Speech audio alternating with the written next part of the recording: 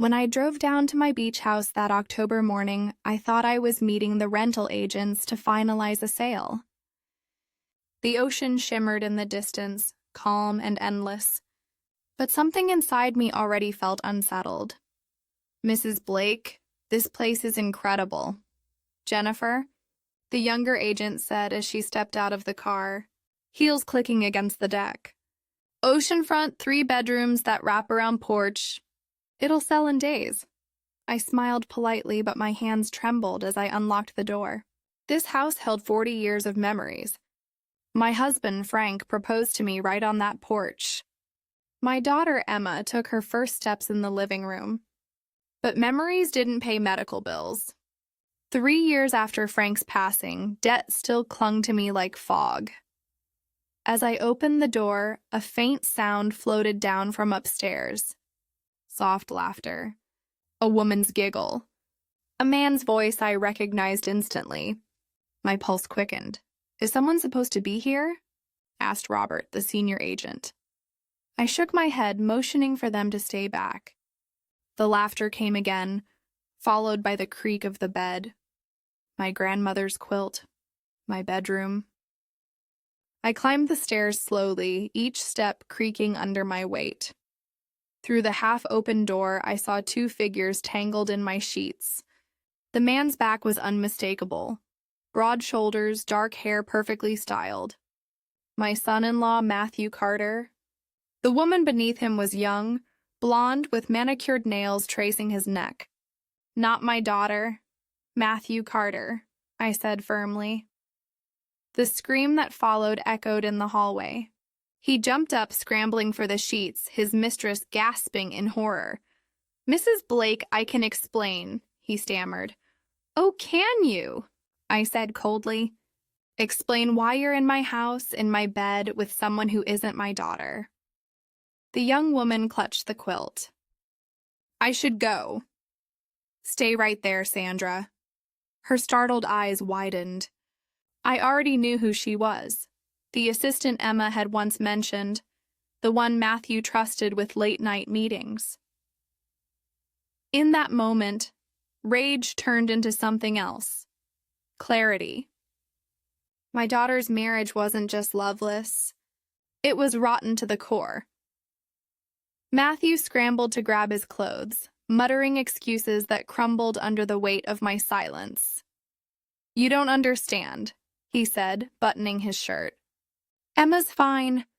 She has everything, house, car, security. What she doesn't know won't hurt her." "She deserves love, Matthew, not lies."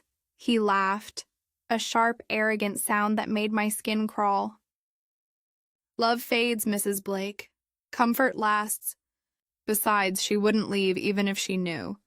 She's too scared to be alone." Those words were the final spark. I realized he wasn't just cheating. He was controlling her, making her doubt her own worth. I pulled out my phone. Matthew smirked. "Calling Emma? Go ahead. She won't believe you. But I didn't call my daughter." I scrolled to a different number. "Hello, Tony? It's Marianne Blake. Remember how you said to call if I ever needed anything?" Matthew froze. "Who the hell is Tony?" "You could say he's an old friend of Frank's," I said evenly. The truth was, Tony Russo had been Frank's partner on the Charleston police force for 15 years. After Frank died, Tony kept in touch, checking in, offering help. And now I needed him. Within minutes, Tony's calm, steady voice filled my ear. "Marianne, what's going on?" I told him everything. The affair at the beach house, Matthew's arrogance. Then Tony's tone changed. "You might want to sit down. We've been investigating prestige investments for months. Your son-in-law's on our radar for large-scale embezzlement. He's been siphoning money through fake accounts." The room tilted slightly. "How much?" "Nearly $2 million. I looked at Matthew, who was glaring at me, his mistress pale beside him. "Thank you, Tony," I said, my voice steady. "That confirms what I needed to know." I hung up, turned to Matthew, and smiled. Get out of my house. He blustered, but there was fear behind his eyes. You'll regret this, Marianne. Emma depends on me. Not for long, I said softly. I'm about to remind her what independence looks like. As he stormed out, I snapped a few photos of him and Sandra. Insurance. Then I stood in the quiet aftermath, the waves crashing faintly in the distance, and whispered to myself, You picked the wrong family. Matthew. The next morning, I sat across from Detective Tony Russo at a small cafe near the courthouse. His gray eyes were sharp, the same steady look I remembered from Frank's days on the force. Marianne, he said, leaning in, we've been building a case for months. Prestige Investments is knee-deep in fraud, and Matthew Carter is right in the middle of it. We just need the evidence to tie him directly to the stolen money. What kind of evidence? I asked. Proof of coercion, accounts in his name, or transactions involving family property. If he's using your house or your daughter's name, we can nail him. I thought about Emma's exhausted face, how she'd lost her spark since marrying him. He uses my house for his affairs. He might be using it for his crimes too. Tony nodded slowly. Then we make him show his hand. That afternoon, I called Emma. Honey, how are you holding up? She sighed. Tired, Mom. Matthew's been working late again. He's under so much pressure with the company. Pressure? Right. I was thinking of selling the beach house, I said softly. Maybe Matthew could help. He seems to have a lot of business connections. There was a pause. That's actually a great idea. He knows real estate investors. Perfect. Later that evening, Tony and I sat in my living room planning. We'll wire you for sound, he said. If he's as arrogant as you describe, he'll brag. People like that always do. He'll think he's helping me, I said. He'll take the bait. Tony smiled faintly. You've still got that investigator's instinct, Marianne. Frank would be proud. When Matthew called the next morning, his voice was smooth as silk. Emma said you're looking to sell. I've got investors who could move quickly. Really? I'd need to sell fast. Medical bills are catching up, he chuckled softly. You called the right guy. After we hung up, I looked out toward the ocean. The same waves that once carried my happiest memories were now carrying something else. Resolve. Matthew thought he was playing me, but this time he'd walked straight into a trap. That evening, my house smelled of roast beef and fresh bread, Emma's favorite. I'd invited her and Matthew for dinner under the pretense of celebrating her upcoming birthday. In truth, it was a setup. When they arrived, Emma looked beautiful but tired, her smile strained. Matthew, on the other hand, radiated confidence.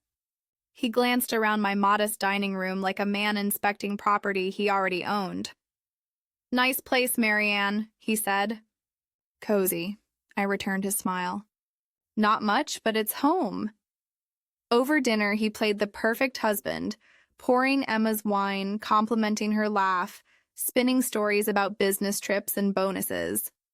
She beamed at him, unaware each word was rehearsed manipulation. So, I said lightly, slicing a piece of bread, Emma mentioned you might know someone interested in my beach house. Matthew's eyes lit up. Absolutely. My company works with several private investors. They love quick, no-hassle deals. How quick? I asked. 10 days, maybe less, he said smoothly. Of course, for that speed, they'd want a discounted price. Say $250,000. I set down my fork, pretending to hesitate. That's quite a loss, he shrugged. Better than waiting months. Besides, I could personally oversee the process. Make sure you're taken care of. Family helps family. Emma smiled faintly, proud of her husband's generosity. I forced a small laugh. That's very thoughtful. Inside, I felt sick. He was planning to rob me to my face, and my daughter was thanking him for it. When dessert came, I mentioned Frank's old retirement accounts. I never really understood investments, I said innocently. You probably could have helped me manage them, huh? Matthew leaned forward, his shark-like grin returning. You know, Marianne, I'd be happy to. That money should be working for you, not just sitting there. Perfect. He was taking the bait. When they left, he squeezed my shoulder. We'll talk business tomorrow. I watched his car disappear down the street, the smile finally fading from my face. He thought I was a lonely widow desperate for help. Tomorrow, he'd find out I was something else entirely. Frank Blake's wife, and the woman who was about to end his game for good. The next afternoon, I walked into Matthew's office at Prestige Investments. The marble floors gleamed. The air smelled of money and ambition. He greeted me with that polished grin he used on clients. Marianne, so glad you came. His office overlooked downtown Charleston, sleek, expensive, and soulless. He gestured for me to sit. Coffee? Water? Coffee, please, I said, hiding the small recording device clipped inside my blazer. So, he began, pulling out a folder. I've got great news. One of my investors is ready to make an offer. Cash deal, quick close, I feigned surprise. Already? That's fast. That's what happens when you work with professionals, he said smugly. $240,000 all cash. And for handling the transaction, I'll take a modest 8% fee. I smiled faintly. That sounds generous of you. He mistook politeness for weakness and leaned back, relaxed. This is a good move for you, Marianne. You're selling an old property you can't maintain anyway. Think of it as simplifying your life. Simplifying my life? The same phrase he'd used to convince Emma to quit painting, to stop seeing her friends, to make herself small enough to fit into his world. What kind of business is your investor in? I asked. Import, export, he said quickly. Big money, very discreet. Discreet is important, I murmured, pretending to study the papers. And the funds will go through your company's escrow account? Of course, he said. Prestige handles everything. Completely secure. Perfect. He just confirmed the link Tony needed between the stolen company funds and his personal deals. When I stood to leave, I gave him one last bait. You know, Frank always said men who understand money can be dangerous. Matthew chuckled. Then you should be glad I'm on your side. As the elevator doors closed, I exhaled the breath I'd been holding. My hands were steady. My voice was calm. The recording in my pocket had captured every word. By morning, Detective Russo would have enough evidence to end Matthew's empire. One forged contract, one fake investor, and one very stupid mistake. The next morning dawned clear and cold. The kind of Charleston morning that made the air feel sharp enough to cut glass. I dressed carefully in my navy suit, the one Frank always said made me look unstoppable. The small wire Tony had given me was hidden neatly under my collar. At exactly 10 o'clock, a knock echoed through my front door. Matthew stood there, briefcase in hand, that infuriating confidence plastered across his face. Morning, Marianne, he said smoothly. Ready to sign? Of course, I replied, ushering him in. I've been looking forward to getting this over with. He spread the papers across my coffee table, tapping them with his pen like a man in control. $240,000 cash deal? My investor's ready to transfer funds today. You're a lucky woman. Lucky, I repeated softly. Yes, I suppose I am. As he explained the paperwork, I pretended to skim the pages. Every line reeked of fraud. The buyer was listed as Coastal Property LLC, one of the shell companies Tony had already flagged. Matthew, I said lightly. This is all legitimate, right? Frank used to warn me about deals that sound too good to be true. He gave a dry laugh. Marianne, I'm a professional. You have nothing to worry about. Of course, I said, signing the first page. That's when the doorbell rang. Matthew frowned. Expecting someone? Not that I recall. I opened the door, and there stood Tony Russo, flanked by 2 officers in plain clothes. Good morning, Marianne, he said warmly. Hope I'm not interrupting. Not at all, I replied, stepping aside. We were just finishing up some business. Tony's eyes met Matthew's. Mr. Carter, we've been expecting you. Matthew blinked, the color draining from his face. Expecting me? Tony held up a badge. You're under arrest for embezzlement, fraud, and conspiracy. You have the right to remain silent. As the cuffs clicked shut, Matthew sputtered. You set me up! I met his furious glare calmly. No, Matthew, you set yourself up. I just pressed record. He was led out the door while Tony gave me a small nod. Nice work, Marianne. Frank would have been proud. That afternoon, my living room felt too quiet. The contract still lay on the table, unsigned, a silent reminder of how close Matthew had come to ruining us all. The phone rang. It was Emma. Mom, what's going on? Matthew called me from some police station. He says you set him up. My throat tightened. Sweetheart, come over, please. I'll explain everything when you're here. 20 minutes later, she arrived, still in her nurse's scrubs, eyes wide with fear. Mom, what happened? Is Matthew okay? Sit down, I said gently. There's something you need to know. As I spoke, I watched the color drain from her face. I told her about the affair, the fake investors, the stolen money. When I finished, silence filled the room. $2 million, Emma whispered. All stolen? That can't be right. It's true. Tony has the evidence. And Emma, he used your name on some of the accounts. She looked up sharply. He what? He forged your signature. He was setting you up to take the blame. Emma pressed her hands to her face, shaking her head. I loved him. I defended him. God, Mom, I thought he was my safety. I reached out, touching her hand. He made you believe that. But you don't need him to survive. You never did. For a long time, she just sat there, silent tears rolling down her cheeks. Then she stood up slowly. I'm filing for divorce. Are you sure you're ready for that? Emma's voice steadied. Ready? I've been ready for years. I just didn't know it until now. When she left that night, she was still heartbroken. But her posture was different, straighter, stronger. Later, Tony called. We've got enough evidence to secure a conviction. But Marianne, your daughter's name will come up during the trial. She'll need support. She'll have it, I said quietly. From now on, she's not fighting alone.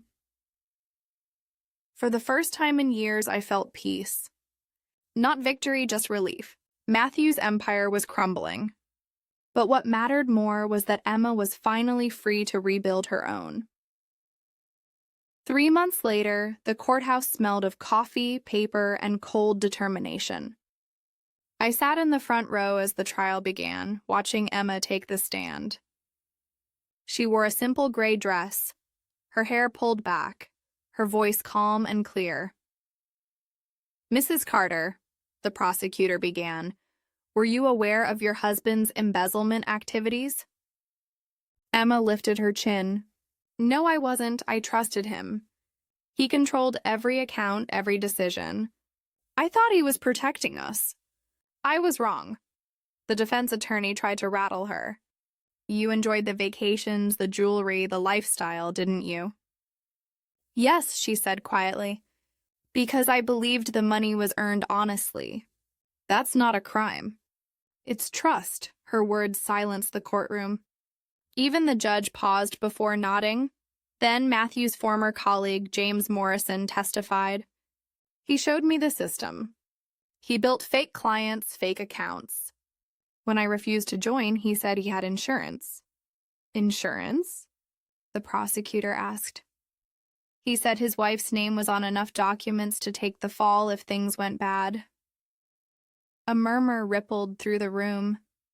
Emma's hands trembled, but her eyes stayed fixed on Matthew. He looked smaller than I'd ever seen him, his arrogance stripped away and replaced by fear. When the verdict came, the jury didn't even look at him. Guilty on all counts. 12 years in prison. Restitution ordered. $2.3 million. Outside the courthouse, Emma turned to me, her eyes red but clear. You saved me, Mom, I smiled softly. No, sweetheart. You saved yourself. I just lit the match. Months later, I stood in a small Charleston art gallery, watching Emma's first exhibition. Her paintings glowed with color and emotion. Grief, rebirth, freedom.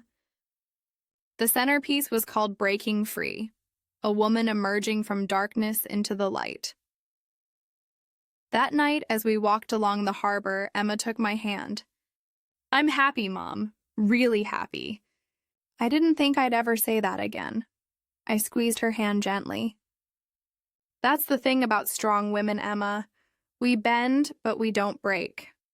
And when we rise higher than before.